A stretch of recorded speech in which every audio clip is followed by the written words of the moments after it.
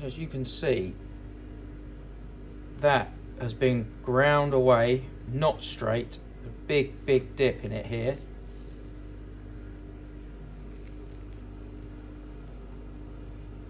All over the place. So both of them are the same. And I shall sort that out. Noticed it's pretty damaged there as well as there.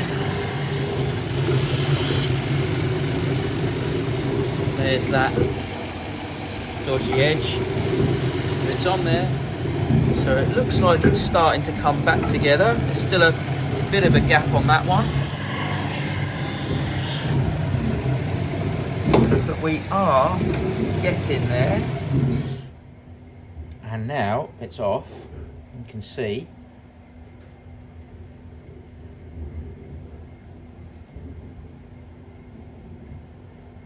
perfectly straight, no nicks or chunks, no jagged edges, ready to go and razor sharp.